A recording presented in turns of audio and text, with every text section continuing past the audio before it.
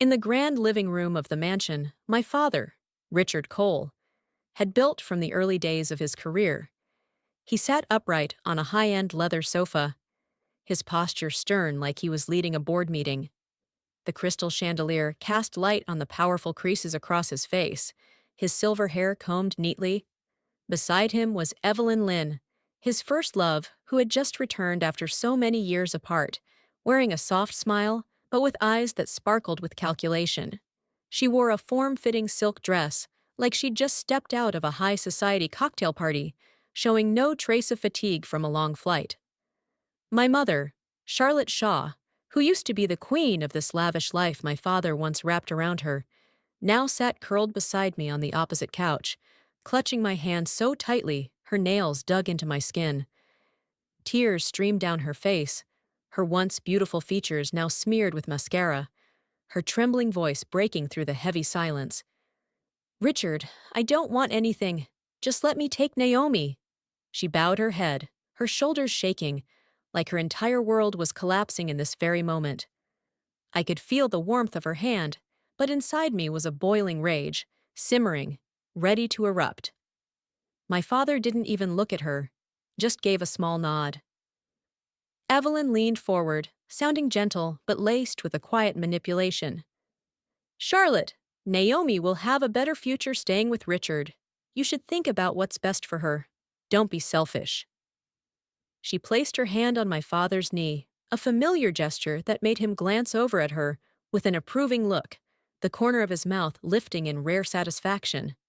My mother broke into louder sobs at that, her cries echoing through the vast living room where countless extravagant parties had once been held. "Naomi's all I have left. I don't want anything else." She squeezed my hand tighter. I swallowed hard, trying to keep calm. Before she could say another word, I stood up abruptly and pulled her toward the corner of the room, near the window that overlooked the garden she used to tend to, flower by flower. I clenched my jaw and hissed in a low voice, trying not to let anyone else hear. "Mom! What do you want me to do? Say it! You want money, right?" My tone was sharp, angry, but underneath it was pain. Pain from seeing her this weak, this broken. I wanted to protect her, to make her strong again, not let her beg like some defeated woman. She froze, her tear-filled eyes staring at me like she didn't recognize the daughter she'd raised. "Naomi," she whispered. I was seething, ready to snap, but I took a deep breath and held it in. My mind raced with plans, anything to keep her from enduring more. Take Richard's money, travel the world, flirt with some hot young guys. Wouldn't that be a better life? I blurted out, my voice full of sarcasm. But deep down, I meant it. I wanted her to know there was life beyond this betrayal. She stared at me, wide-eyed, and even though she was nearly 40, in that moment she looked so innocent, like a girl in her 20s who had never known how cruel the business world my father lived in could be. "But what about you?" she asked, voice shaky, still gripping my hand like she was afraid I'd vanish. I felt my heart soften a little, but my fury at Dad and Evelyn still burned. I pushed forward, speaking low but firm. "Don't worry about me. I'll stay here, keep living like a spoiled rich girl. I'll use Richard's money to take care of you later." I had already been tracking his bank accounts, his investments, through an app on his phone. He didn't know I'd learned how to hack his password from friends in college. Mom hesitated, her lips parting. "But—" She glanced over at Dad and Evelyn, her eyes filled with conflict. The memories of their luxurious marriage now turned into a chain around her. I didn't let her finish. I turned back abruptly, putting on the practiced fake smile I'd learned from Dad at business parties, where everything was a negotiation. I walked toward the table, my voice calm but cutting. "Dad, let's talk seriously, for once. About the settlement for Mom." In my mind, the numbers were already clear. Not just cash, but shares, properties, everything she'd need to walk away without ever looking back. Act 2. My father, Richard, leaned back into the soft Italian calf leather sofa, holding a teacup in one hand. His face, carved with the hard lines of decades in business, now lit up with genuine interest, his sharp eyes scanning me like I was a promising young partner at a shareholders meeting. He set the teacup down with a soft clink that echoed through the silent living room, then spoke, voice deep and calm, but full of authority. Go on. His composure only added pressure to the room, as if this were just a high-stakes chess match, not a family tearing apart beneath this lavish roof. I could still feel the shaky warmth of my mother's hand gripping my shoulder from behind, but I didn't turn around. Instead, I smiled softly. On the surface, gentle as a spring breeze, but inside, unshakable steel. I took a deep breath and began listing the assets, like I was presenting a business proposal, voice slow and clear so every word would etch itself into the minds of everyone present. First, the Manhattan penthouse. Transfer it to Mom. I paused briefly, watching Dad give a small calculating nod. Then continued. Second, 10% of the company's founding shares. I don't think that's too much. Evelyn frowned slightly, but I stood firm. Finally, a trust fund, and even $10 million. Behind me, my mother, Charlotte, gasped, the sound sharp like someone had her by the throat, one hand trembling over her mouth, eyes wide in horror and disbelief. She had never imagined her daughter would calmly demand such colossal things like ordering a salad, as if it were her right, not a desperate battle for the rest of her life after 17 quiet years of hardship. I could hear her heartbeat racing behind me, but this was the only way she could walk out of this mansion with her head held high. Evelyn didn't look too great either. Her complexion paled under layers of flawless makeup, lips pressed tight to contain her fury, but she still forced a gentle tone. Naomi, you're still young. You don't understand. This affects your father's company greatly. She leaned in closer to him, gently stroking his arm like she needed grounding, her eyes sparkling with fake concern for the new family she was dreaming of. I looked at her, eyes full of undisguised contempt, and said, This is about my parents' divorce and asset division. Why the hell is an outsider like you even talking? My voice rose slightly, emphasizing the word outsider, turning the air in the room to stone, leaving only the ticking of the Swiss clock on the wall. Evelyn immediately flushed, cheeks red like she'd been slapped across the face. She opened her mouth to argue, but only stammered, before falling silent, her hands clutching her silk dress so tightly it wrinkled, her eyes fixed on the cold marble floor where her reflection looked smaller and more pathetic than ever. My father waved his hand with a calm authority, a familiar gesture he used to shut down chaos in boardrooms, silencing Evelyn completely. Then he turned to me, eyes now gleaming with genuine interest, lips curling up like he was enjoying a top-tier negotiation. 10% is a bit much. The house and trust fund are fine. His tone was steady, but I heard the test behind the words, like he wanted to see if I'd dare push further. No, I answered instantly, not backing down an inch, my voice firm, my posture rigid, hands resting on my knees to steady the faint tremble. The shares are the key point. Mom followed you for 17 years, sacrificed a lot. And now, just because of a mistress, you want to throw her out? At least give her a proper ending. I paused, locking eyes with him before continuing, voice lowered but sharp. If not, it leaks. And people will say Richard Cole's just a jerk who dumped his wife. Then we'll see how the stock price holds up. Every word I spoke was like a poisoned dart, aimed at what he valued most, his reputation and business empire, the image of a model entrepreneur now at risk of being torn to shreds by public opinion. My father choked on his own breath, as if something had caught in his throat, face flushing with a mix of fury and shock, exhaling heavily like he was about to explode. But no rebuttal came. He just stared at me, eyes conflicted. I stared back, completely calm, even though inside I was boiling with rage. What a joke. He thought he could just throw my mother out like trash. We held in that deadlock for a moment, the tension in the room tight as a wire. broken only by my mother's ragged breathing and muffled sobs. Dad stayed silent, thinking, his eyes drifting over to Evelyn, now curled up small in her seat, then back to me. Then suddenly he laughed. A loud, unexpected, almost joyful laugh echoed through the room. "All right, I agree." His sudden cheer threw me off. A little, my eyebrows raised instinctively, suspicion rising inside. Why so easy? Was this a trap? But I kept a poker face, waiting. Dad went on, still sounding relaxed on the surface. "The shares, the house, the trust fund, they're hers." Then came the twist. "But with one condition." He paused, his sharp eyes locking onto mine, raising a finger and pointing directly at me like he was sealing the final clause of a contract. "You must stay." I knew exactly why my father insisted I stay. No one understood the way his mind worked better than I did. No matter how much he claimed to love Evelyn, in his eyes, I was the perfect heir, straight A student, social skills shaped by years of watching him, and a talent for reading people with just a glance. And besides, Evelyn couldn't have children. But his reasoning didn't matter anymore, because that condition aligned perfectly with what I wanted. By staying, I remained the heir to a billionaire father, with an unlimited credit card, and invitations to every luxury gala. It meant I could spend his money freely. It meant I could continue to support my mother, a foolish woman who gave up everything for love, who became his wife with all her heart.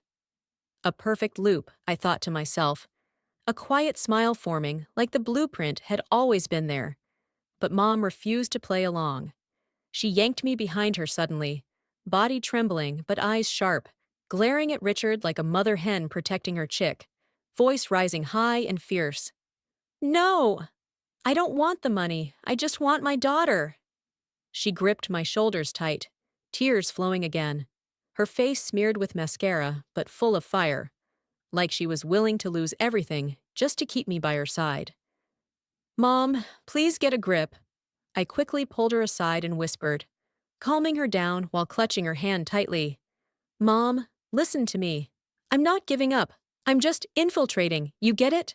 She blinked at me, eyes red and confused. "What?"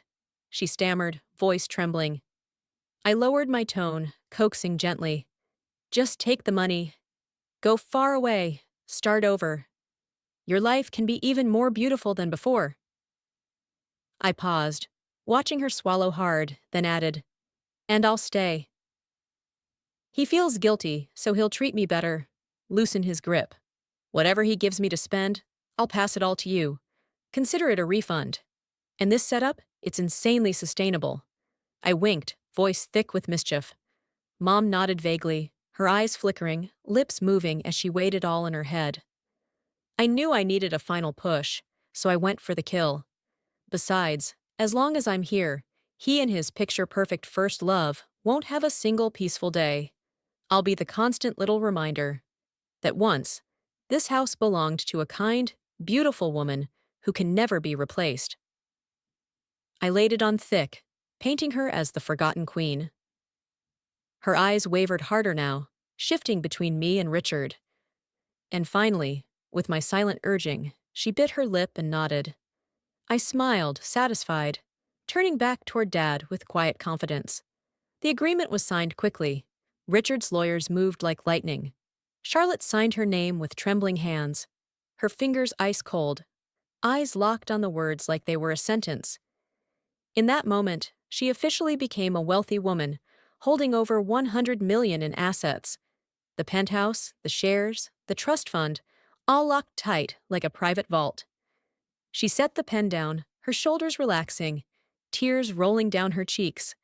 But this time, they carried relief, like a bird finally set free.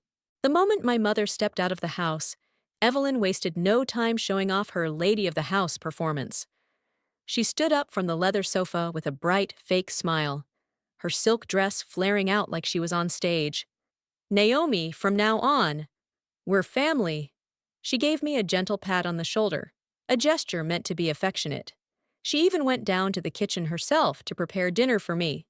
Vegetable salad cut into flower shapes, grilled beef with red wine sauce, steamed veggies, and a main soup dish. Evelyn wiped her hands on the apron, beaming, and placed a spoonful of soup in front of me. Naomi, try this lobster bisque. She eagerly pushed the plate closer. I looked at the dish, beautifully plated in a white porcelain bowl, cream floating like soft clouds. But I couldn't feel a thing. My stomach twisted at the absence of that familiar spice aroma from my mother's cooking. As foolish as she was in love, Mom's cooking was absolutely max level. I grew up on authentic Italian food she learned from her private chef. My taste buds raised to be picky. I could tell if she added even a pinch too much salt. I set my chopsticks down with a soft clink, took out my phone, opened the food delivery app, and said calmly, "One deluxe truffle mushroom pizza, double cheese," then added, "and a large assorted seafood sashimi set." I placed the order right there in front of her. Evelyn's smile froze like a wax figure, her red lips pressed together, eyes wide in disbelief, still holding the spoon midair as if paralyzed. "Naomi, I spent so much effort making all this," she said, trying to keep her voice gentle, but it cracked a little, her face turning red with embarrassment. I cut her off right there, my voice cold but polite. "Evelyn, what's the point of my dad paying for a chef if you're going to cook? Honestly, what you made, I'm just not used to it." I shrugged, eyes sweeping across the table. Finally, Evelyn's expression cracked. Her anger showed clear as day, brows furrowed, cheeks flushed, hand clutching the napkin until it wrinkled, but she bit her lip and stayed quiet, eyes glistening like she was about to cry.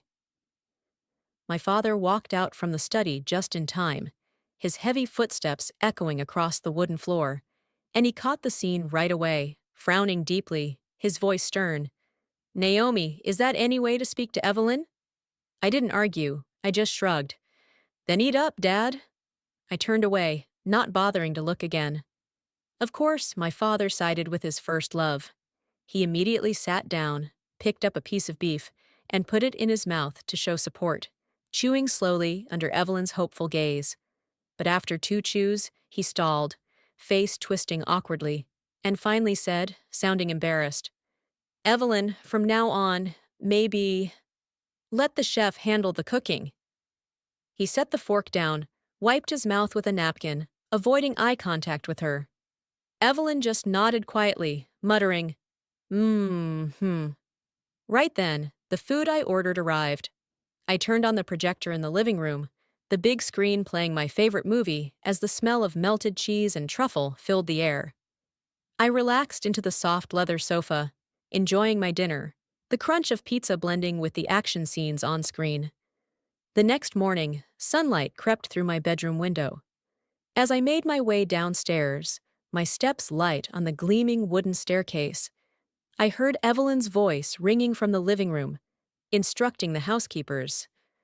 "Switch these curtains to beige. They'll match the sofa better." She pointed at the white silk drapes, her face all cheerful. "This flower vase looks old. Replace it with something more elegant." She lifted the antique porcelain vase. "And Richard's study, too. He likes it tidy. All those messy decorations, clear them out." She stood there like the rightful lady of the house. But every single thing she wanted to change was part of what my mother had carefully arranged and loved most. I gave a faint smile and walked over. "Mrs. Thompson, leave the vase right where it is. Don't touch it." The housekeeper glanced at me, then at Evelyn, her face conflicted, hands hovering midair with the vase. Evelyn stepped closer, speaking gently. "Naomi, the decor in this house is a bit outdated. A little change might freshen the mood." She placed a hand on Mrs. Thompson's shoulder. I leaned lazily against the staircase railing, not even pretending to be polite. "I feel just fine, actually. I'm used to the way my mom arranged things. If you're not, well, you're welcome to move out." "Naomi Cole!" My father's voice boomed from the dining room, full of warning, as he stepped out holding a crumpled newspaper, his face tense. I turned around and raised my arms innocently. "Dad, every corner of this house was decorated by Mom.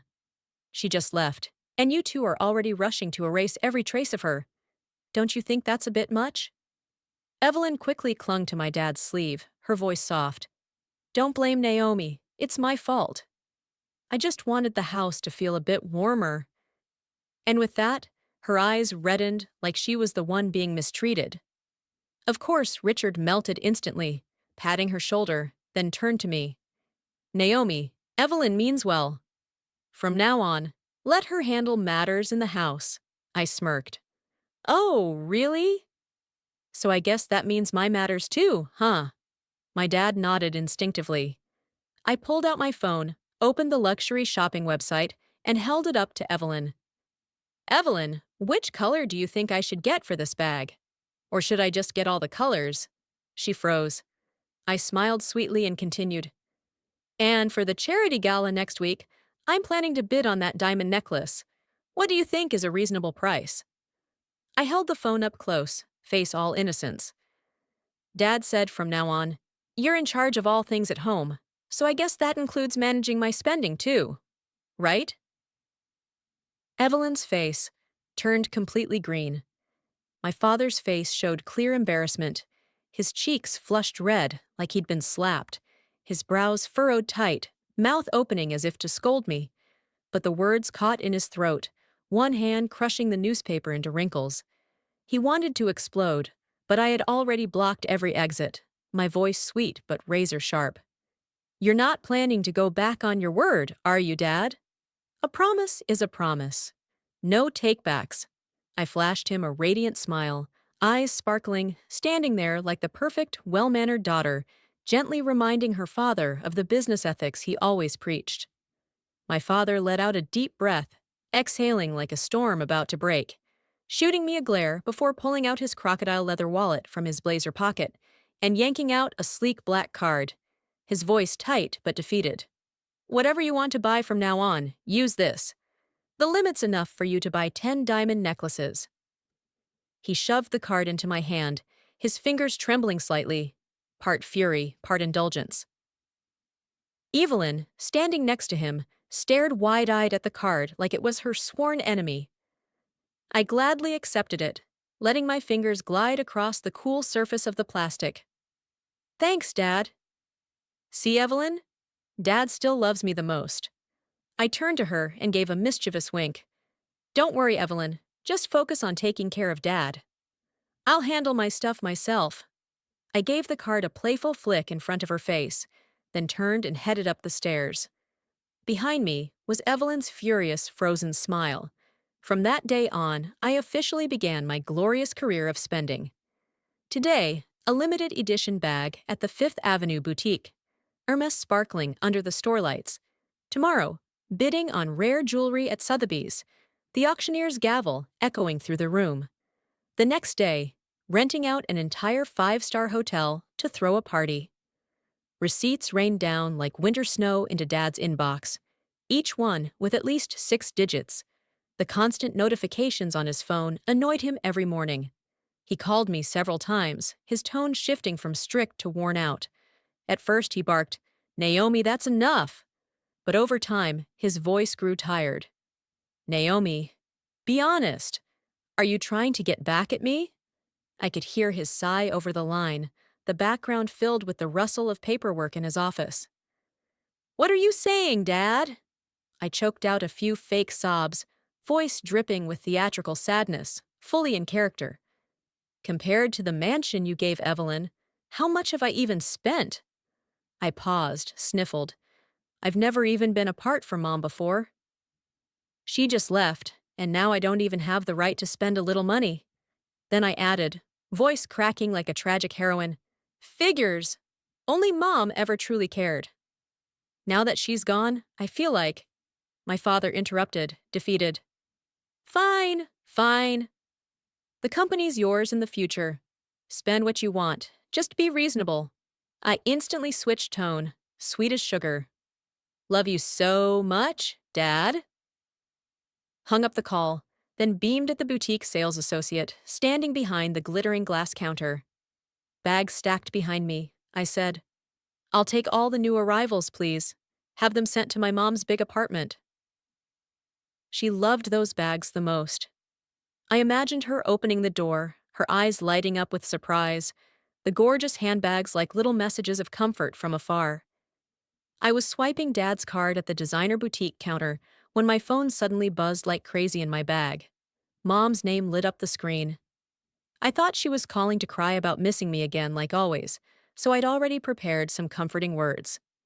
Instead, what came through the line was pounding music, deafening bass like a nightclub, mixed with the sound of young men shouting and laughing, glasses clinking together. Naomi! Can you hear me? Mom's voice was unusually hyped, warped by the EDM blaring in the background. It sounded like she was smack in the middle of a wild party. I nearly dropped the phone. Mom, where are you? My heart pounded as my brain spun up a dozen worst-case scenarios. At my new store, she shouted back, giggling like she'd just won the lottery. You're a genius, Naomi. Hanging out with a bunch of hot guys is just the best. She dragged out the last words dramatically, followed by applause and cheers in the background, leaving me frozen in place inside the boutique while the sales associate stared at me like I'd lost it. My head was spinning. How did Mom move this fast? She just signed divorce papers yesterday, and now she's opened a whole store? I immediately had the driver follow the location she sent. When I arrived, the shop sign was so flashy, it stopped passersby in their tracks. Shaw's Sanctuary, wellness lounge for women, in glowing neon under the late afternoon sun, minimalistic design in soft pastels, glass doors reflecting people walking by. It looked like a high-end spa. I pushed the door open, and the soft chime rang sweetly, the scent of lavender oil drifting through the air. But the sight inside nearly knocked me out. I had imagined some tacky boyfriends for hire joint full of overpowering cologne, sleazy red lighting, and tight leather couches. But nope. The whole place was cozy and tastefully decorated, with cream white walls and hand-painted artwork, fluffy duck feather pastel pillows everywhere, comfy chairs, tiny bookshelves filled with paperbacks, and fresh flowers bursting with color. Just looking at it made you want to curl up and nap. Acoustic music floated gently instead of that loud EDM, and the so-called boyfriends for hire turned out to be a crew of good-looking guys in themed uniforms, each one styled differently. One in a sharp suit with a crisp tie, another in a schoolboy look with a white button-up and jeans, one even cosplaying as a K-pop idol with highlighted hair and trendy glasses. They all smiled professionally, moving gracefully between tables like upscale hospitality staff.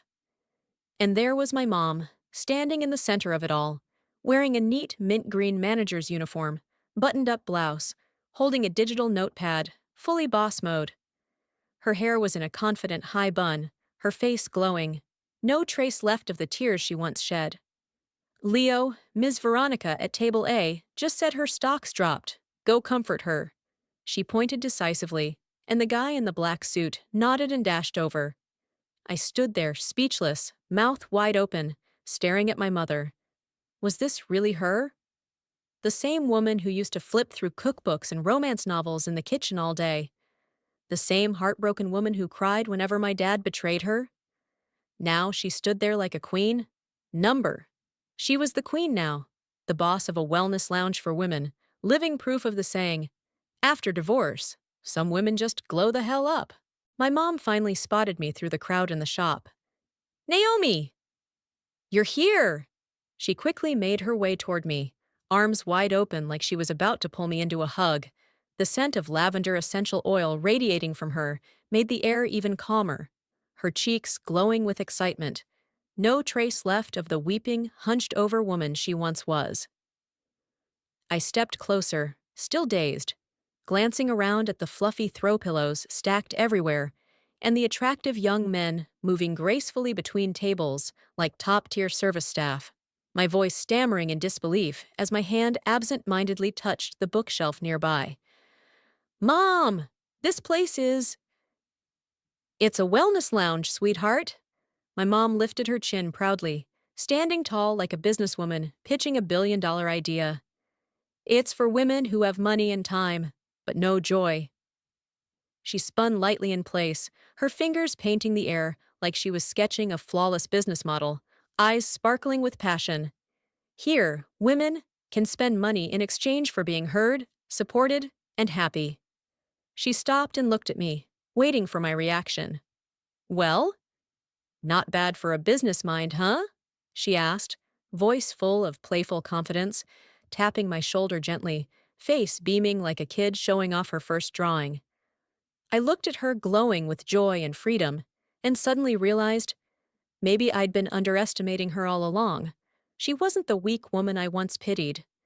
Maybe she was never just the naive wife who was sheltered.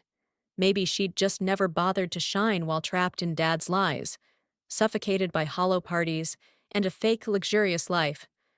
Now she'd bloomed like a late-blooming flower. And sure enough, my mom's wellness lounge went viral, way beyond anything I imagined. Crowds of women poured in from morning to night.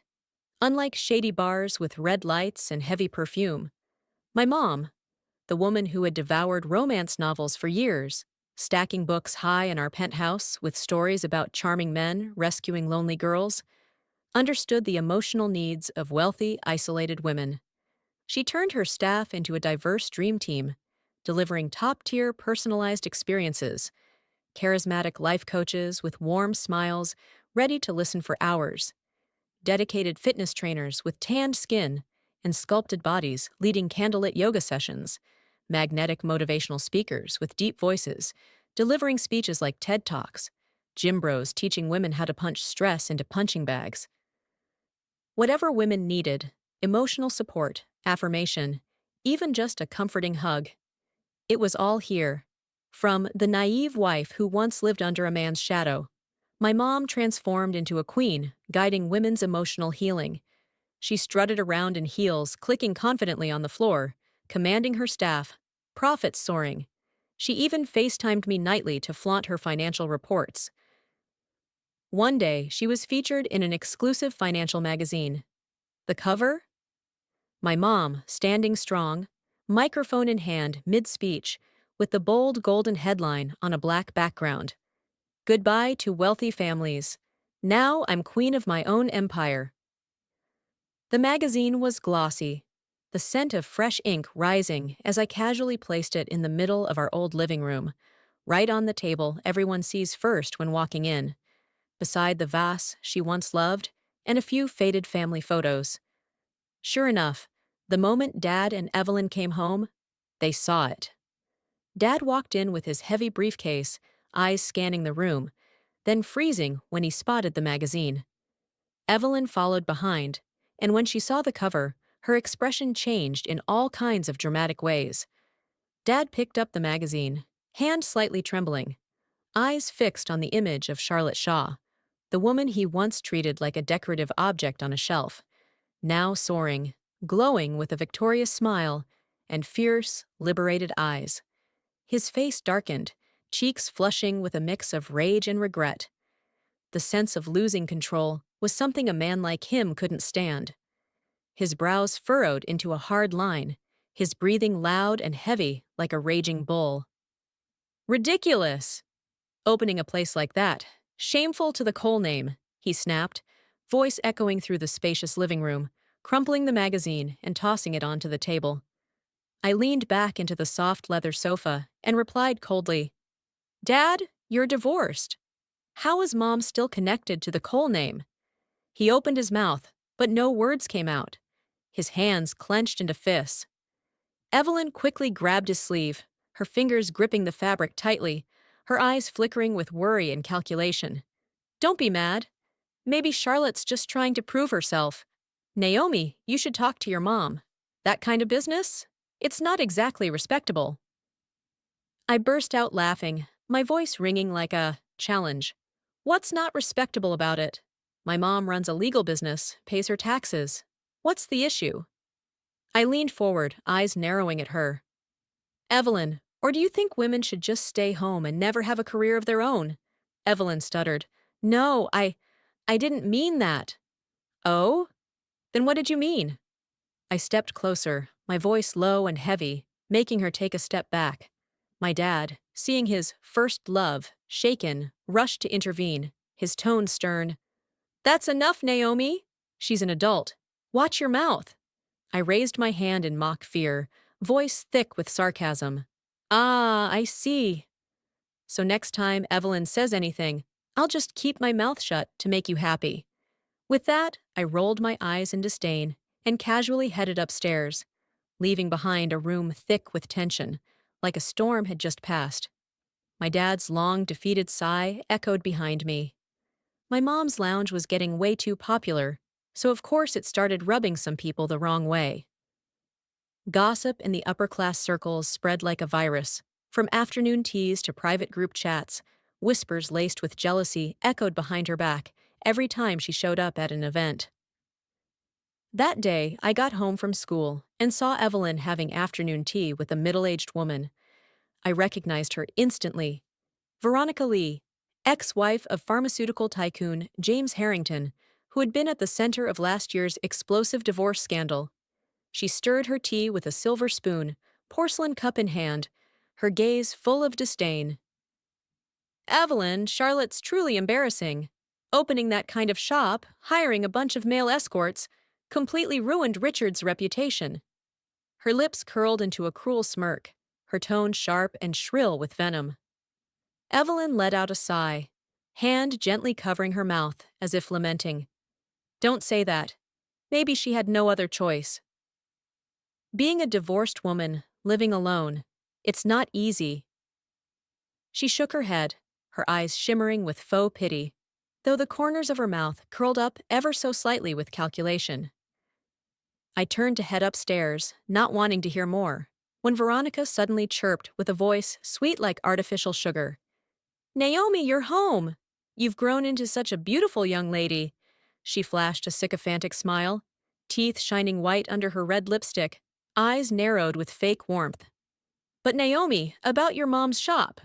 Don't follow in her footsteps, okay? A young lady needs to protect her reputation. It's important. She sipped her tea, voice full of condescension, fingers grazing the string of pearls around her neck. I paused midway up the stairs, turned slowly, and gave her an innocent smile. Veronica, I heard Mr. Harrington's company just IPO'd last month, right? I tilted my head. And when you got divorced and walked away with just 3 houses, that's because you thought your reputation mattered more than keeping equity, right? I stressed the last word, locking eyes with her. Veronica's face immediately went pale. Back during her divorce, her ex had tricked her into believing the company was just an empty shell, so she foolishly took a few properties to cut ties cleanly, proudly signing the papers. But then he turned around and took the company public. He's now a billionaire. Evelyn quickly scolded me under her breath, one hand on Veronica's shoulder in consolation. Naomi, is that any way to speak to Veronica? Apologize now. She shot me a warning glance, her eyes flashing with anger.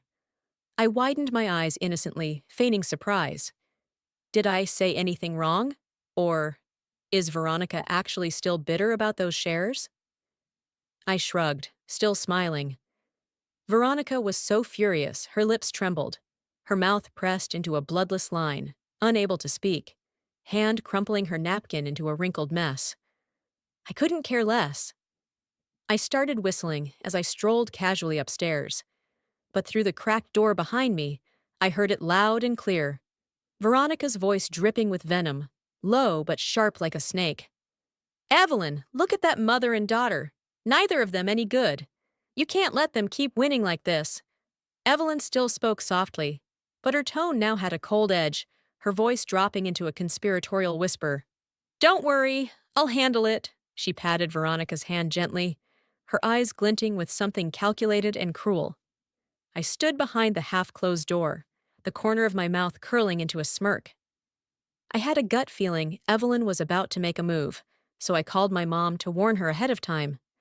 But on the other end of the line, her voice was as cheerful as if she were on vacation in the Maldives. Don't worry, sweetheart, I've read enough. Romance novels to spot a two-faced woman's tricks from miles away. She burst out laughing, her voice rising confidently above all else. Tell her to come at me. I stood there, mouth half open. All right then. Clearly I was overreacting. My mom didn't need saving anymore. She was the superhero now. And just as expected, a few days later, Evelyn struck. But she didn't go in guns blazing with scandals or lawsuits. Instead, she started poaching from the inside, quietly headhunting talent with enticing emails sent through back channels. Evelyn arranged a secret meeting at a high-end cafe with the two most valuable members of the lounge. Max, the brooding motivational speaker with a deep noir film voice, slicked back hair, and eyes like midnight. And Leo, the bright, charming type with a dimpled smile and explosive K-pop idol energy. She offered them triple their current salary to join a prestigious new club funded by Veronica, complete with thick contracts and upfront signing bonuses. Honestly, Max and Leo were the soul of the place. They had massive followings. Clients booked out weeks ahead just to see them, 5-star reviews pouring in like rain. If they left, the wellness lounge would definitely take a hit, both in reputation and revenue. I was restless with worry, stormed straight up to my mom's office on the top floor of the lounge, pushed the door open, and found Charlotte Shaw, my mother, lying back with a face mask on, watching a rugged vibe fitness trainer crack a walnut using only his chest muscles in a tank top. Evelyn Lynn's trying to steal your team. Do you think Max and Leo will jump ship? My heart was pounding, eyes fixed on her, waiting. My mom calmly peeled off her mask and motioned me over, her voice smooth like she had the whole chessboard in view. Come here, sweetheart.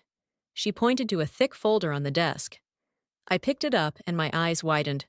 Pages full of charts and contracts, each one outlining crystal-clear personal development plans for every key employee, from training to networking opportunities. She'd even promised equity in future company branches, like a personalized investment fund. Max, for instance, an MIT architecture graduate, dreamed of becoming an architect.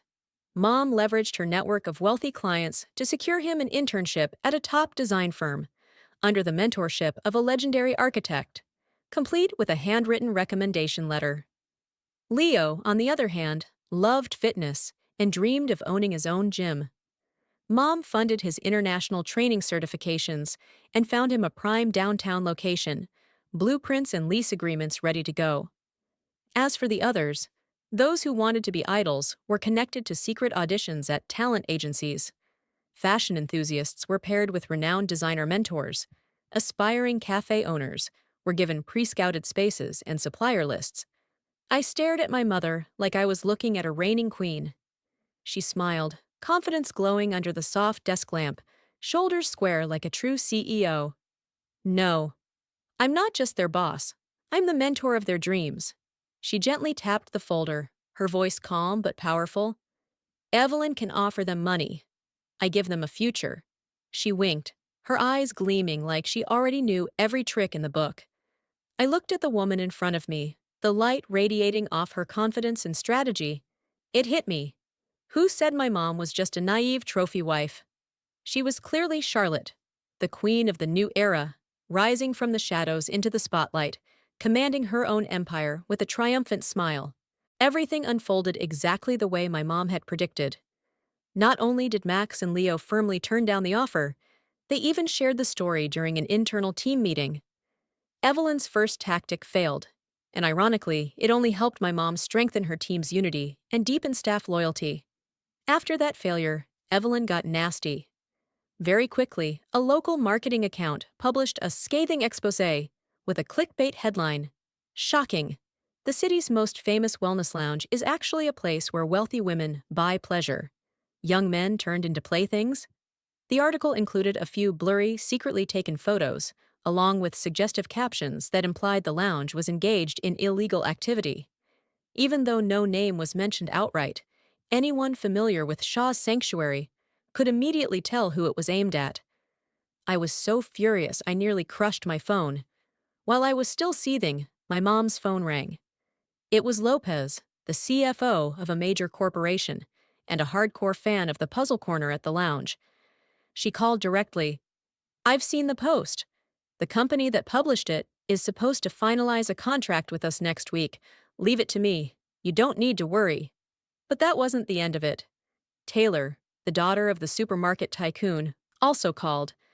Then came Sarah Vaughn, Jessica Miller, Emma Carter, Sophia Lopez.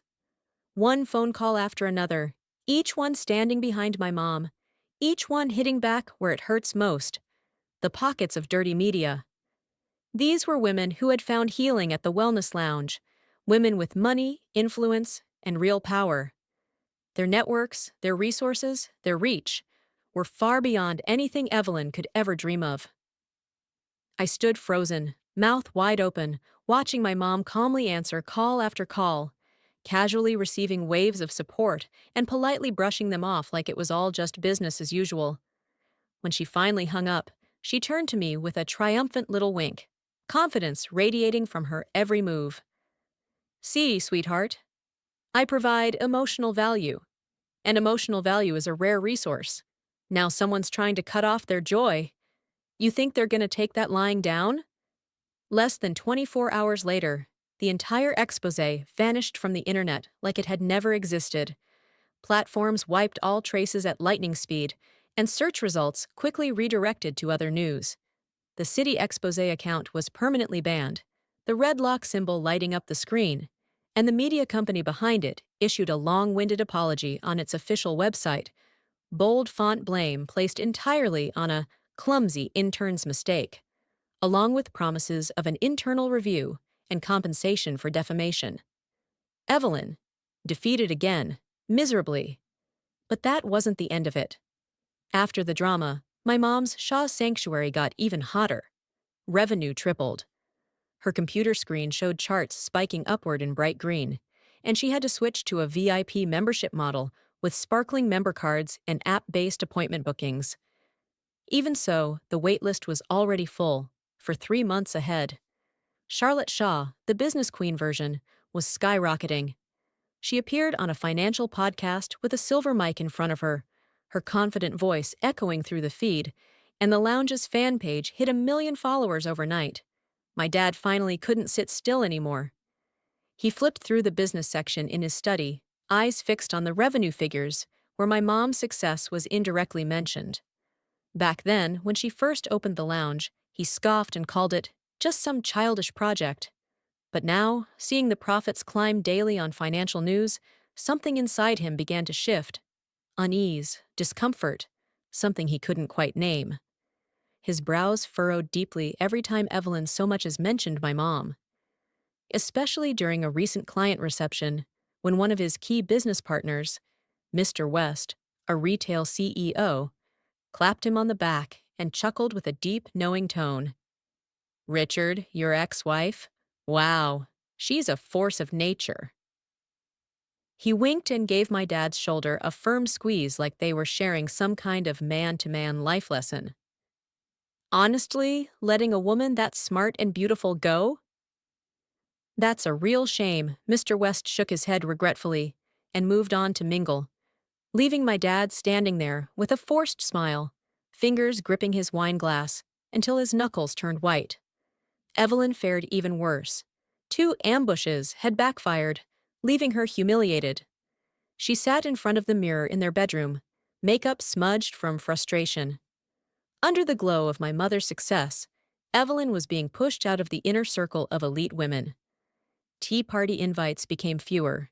Even Veronica started distancing herself, replying to texts with cold, "I'm busy" excuses. Inside the Cole house, Evelyn was struggling more and more, like a fish gasping in a glass tank. She tried to take down one of the paintings my mom had chosen for the wall. Chef Thompson shook his head and said, "Mr. Cole already instructed not to change anything else in the house." Evelyn stood there, holding the frame, face flushed red. She tried to make soup for my dad. The private chef turned his back and said, "His meals are managed by the head chef. Please just rest." One night, I went down to the kitchen for water and accidentally overheard them fighting in the living room.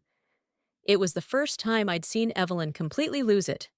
Gone was the gentle, composed act, replaced by wild screaming, messy hair flying. "Richard, what do you even see me as? Who's the real lady of this house? You regret it now, don't you? You're still thinking about Charlotte, aren't you?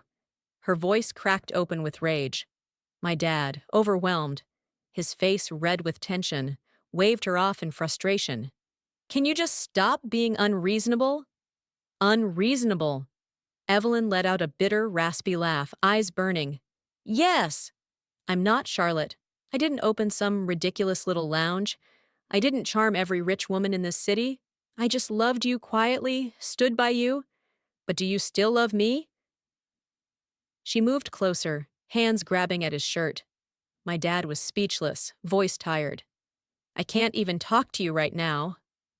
He turned and walked into his study, leaving Evelyn behind, sobbing uncontrollably. I watched the whole thing, nearly bursting into laughter. If they'd known this would be the ending, they probably wouldn't have played their little games back then. First love? Please. First love is only beautiful when it's out of reach. Once you've got it, you realize it's nothing special, forgettable, ordinary. And my mom? She stopped playing the love game a long time ago. She was busy, with Zoom meetings on a massive screen, tracking growth metrics, and planning the expansion of her empire. It seemed that last blow had knocked Evelyn into silence. She retreated into the bedroom and stayed there, which, frankly, brought a welcome peace to my life. I have to say, my mom truly understands the market. The Wellness Lounge kept rolling out new services, each one hitting the exact pain points of modern women, like arrows straight to the bullseye. Tutoring for chaotic kids with a straight-A student type, male teacher, who guided them through homework with games. A workshop on identifying and dealing with two-faced people, taught by a psychologist who broke down real-life case studies with animated PowerPoint slides. I once witnessed a powerful woman, Harper, CEO of a tech startup, dressed in a sharp black suit, drop a chunk of cash to book a fitness trainer, bad boy style, named Jaden, a muscle-packed guy in a tight tank top, to pretend to be a sleazy business partner across from her in a private room, just so she could yell at him nonstop for 3 hours straight without repeating a single insult. Afterwards, she immediately signed up for a $100,000 VIP membership. I'll be back next time, she beamed, patting Jaden on the shoulder, eyes sparkling. At this point, my mom was affectionately known among elite women as Wellness Sis, the city's #1 emotional concierge. Lately, my dad had started asking, "How's your mom been lately?" His tone tried to sound casual, but the way he stirred his spoon in tight, anxious circles gave him away. Still doing great, just paid her monthly taxes, 7 figures even, doing her part for the city's GDP. I replied while munching on crispy toast. Is she managing all right? Doing all that alone, he muttered, furrowing his brows, setting his cup down, eyes staring wistfully out the window at the lush green garden. Oh, she's not managing, I shrugged. She's hiring a lifestyle assistant now. Must be handsome and able to drive both yachts and private jets. I gave him a sly sparkle in my eye. He went silent for a moment, then finally burst out, his voice high and irritated. This is madness. What the hell is she trying to do? I just shrugged again, stood up, and left the table, leaving him sitting there alone. Because let's be real, a man might be able to stop loving you, but he'll never be able to handle the fact that his ex-wife is living a life far more radiant without him. It seemed like this time, Evelyn had really stopped. She started acting obedient again, tending to my father every day with care, fussing over the smallest details. And my father, still easily softened by the sight of her, gradually warming up in his attitude toward her. Everything was peaceful until 2 months later. Evelyn began vomiting and feeling constantly drowsy. Our housekeeper, Thompson, leaned in and whispered to me at the corner of the kitchen. The way she's been looking lately. I think she might be pregnant. Mrs. Thompson glanced toward the bedroom door, her eyes a mix of curiosity and concern. I smirked coldly inside, but on the outside, I remained calm, expressionless. That night, Evelyn finally couldn't hold it in any longer. She wore a cream-colored silk nightgown that clung to her figure, looking fragile and delicate like a wilting flower, draping herself onto my father's chest on the large sofa, gently caressing his chest like an 18-year-old girl, and speaking in a trembling, sweet voice. Richard, I. I'm pregnant. My father was watching the financial news on the big screen TV. His hand paused mid-air with the remote, turning slowly to look at her. His face froze under the blue light of the screen. His eyes held no joy as Evelyn had imagined, only a cold silence, his brow slightly furrowed. But she didn't notice and kept going, gently stroking her belly. I'm really happy. Finally, we have a child of our own. As she said that, she turned to look at me, sitting across from her on the opposite side of the sofa, her eyes gleaming with a provocative glint under curled lashes, like she was declaring victory. I'm the real winner. I was lounging back on the sofa, slowly peeling an apple.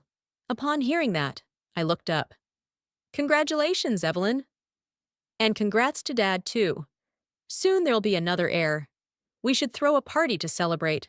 I sliced a crisp piece of apple and popped it into my mouth. My father didn't respond. He set down the remote, his face solemn. Are you sure? His voice was low, emotionless. I'm sure. Thinking he didn't believe her, Evelyn quickly pulled out a hospital report from her bag, holding it up like it was gold. I went for a checkup today. The doctor said I'm already 6 weeks along. My father glanced at the paper, barely giving it a look, then casually tossed it onto the table. He turned back to her, his gaze so cold it froze the entire living room, the air growing instantly heavy. I've already made it clear to you. For me, having Naomi is enough. His voice was low and firm, each word like a nail being hammered in, his face completely emotionless. The smile on Evelyn's face slowly stiffened, her lips curling awkwardly, hand frozen mid-stroke on her belly. Richard, I know you love Naomi, but this is our child. Don't you really want this? Her voice cracked, hands clutching his shirt in desperation. My father laughed, but it wasn't a laugh of joy. It was pure contempt. Want it? Want what? A child who may not even be mine, trying to stake a claim on my estate? The moment those words landed, the entire living room seemed to freeze. Evelyn's face turned pale in an instant. Richard! What? What did you just say? This is your child! Her voice cracked, shrill and trembling. My child! My father shot up, his eyes cold and sharp, as he looked down at her like she was trash on the side of the road. His face flushed red with fury, finger pointed straight at her face. Evelyn, I was in a car accident 10 years ago. Since then, I've been unable to have children. His voice was low and deliberate, each word like a gavel hitting the bench, echoing through the silent room like a judge's final verdict. I bit into another slice of apple, calmly watching the show unfold. Evelyn wanted to get pregnant so she could become the legal wife, but unfortunately, she forgot to check if my dad was even capable. She stood frozen. No, no way. You're lying, aren't you? You just don't want this baby, so you're making this up. She shook her head, hands wrapping around her belly, like protecting some kind of treasure, her voice breaking with desperation. My father let out a dry, bitter laugh, cold as wind that cuts through skin. Let's just say I'm lying. Either way, you can leave my house today? He turned his back on her without sparing another glance and gave a small wave toward the security guard outside. Evelyn collapsed to her knees. No! Richard, please let me explain. She clung to the leg of his pants, her fingernails digging into the fabric so hard her knuckles turned white. My dad shoved her off with force, eyebrows tightened in pure disgust, and spat just one cold word. Get. Out Evelyn was dragged out by security, her sobs echoing through the hollow mansion, fading slowly into silence. The world finally went still. I finished my apple, tossed the core into the bin with a soft clink, and walked over to where my father stood, still sighing. My voice was calm. Dad, I never interfered with who you chose to marry, but honestly, your taste in women has always been absolute trash. After Evelyn was thrown out, The atmosphere in the house felt strange, like a thick fog hanging over the massive villa. My father stayed locked in his study most nights. I didn't care. I figured grown-ups had to deal with the consequences of their own choices. And my mother? Her career soared. She threw herself into business meetings with partners, her eyes lighting up as she read growth charts. She invested in a near-bankrupt tech company and transformed it into Shaw Heart, a platform specializing in emotional support and mental wellness for women. The app shot to the top of the download charts within its first week, hit 5 million users in 3 months, secured major funding, and became one of the year's most promising social platforms.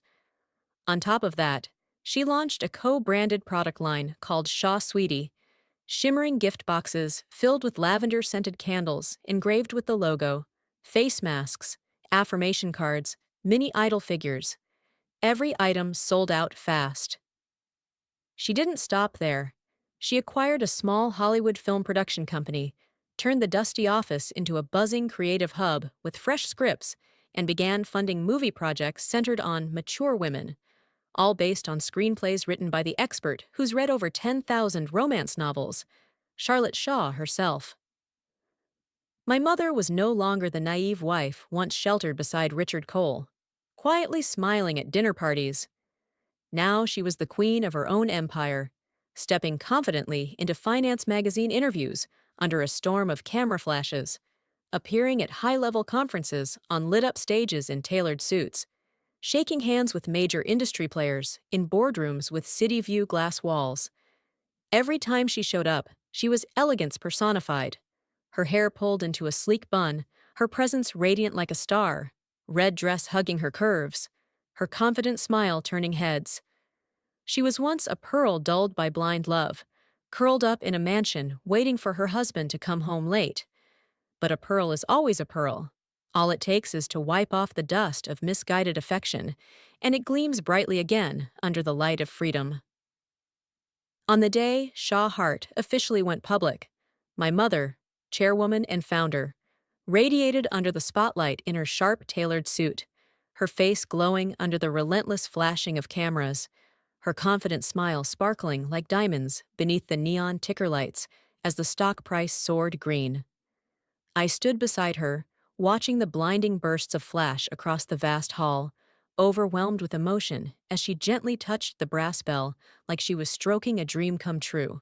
Her breathing steady and calm, no longer the woman who once curled up in the shadows of a broken love, but a queen who had finally found her crown. Applause thundered through the crowd like crashing waves, pulling me into this new beginning, where everything felt full of hope and freedom. The celebration that followed was held in a lavish banquet hall, long tables draped in pristine white cloth, champagne flutes glittering under candlelight, soft jazz weaving between the cheerful chatter of investors and powerful women. My father arrived, slipping through the crowd in a neat gray suit, though his face was gaunt and worn, hair at the temples now stark white. Once a proud tycoon, he had become a lonely middle-aged man, dragging heavy steps, dark circles under his eyes searching. He walked straight to my mother, his hand clenched like he was clutching his last hope. He looked much older than before, shoulders slumped, breath short as he stopped in front of her, and with a cautious, almost timid voice amid the music said, "Charlotte." My mother, mid-conversation with investors, turned slowly at the sound of his voice, her eyes polite but distant, as if looking at a stranger from another lifetime. The smile on her lips remained, but it had lost its warmth. "Mr. Cole, how can I help you?" That Mr. Cole stopped him in his tracks. "Charlotte, I made a huge mistake. I didn't know how to value you. Please, will you give me a chance? Could we, at least, talk about starting over?" I was seated nearby, just about to speak up with a quiet smirk ready, but my mother smiled gently, raising her glass of champagne, toasting toward him from a distance. "Mr. Cole, you misunderstand. I've never blamed you. In fact, I should thank you. Thank you for betraying me back then. Because of it, I realized that leaving you made my life shine 1,000 times brighter. As for getting back together? She chuckled softly, eyes gleaming under the candlelight. I'm sorry. She turned to me then, her eyes warm, her hand gently reaching for mine. Let's go, sweetheart. We walked away together, chatting as we went, her laughter light as she shared everyday wisdom about the future. Neither of us looked back at the man standing behind us, not even once, because that's how life works. You move forward. With every new road opened under the sun, with simple acts like raising a glass or leading your daughter to meet friends, you carry the quiet breath of acceptance, of a beginning so fresh that the past dissolves into the vastness, and the heart finally rests in gentle freedom. And really, who looks back? When the light ahead is waiting, whispering through the breeze that life is a journey forward, and peace lives in each step of freedom. Because that's how life works. You move forward. Who would ever look back?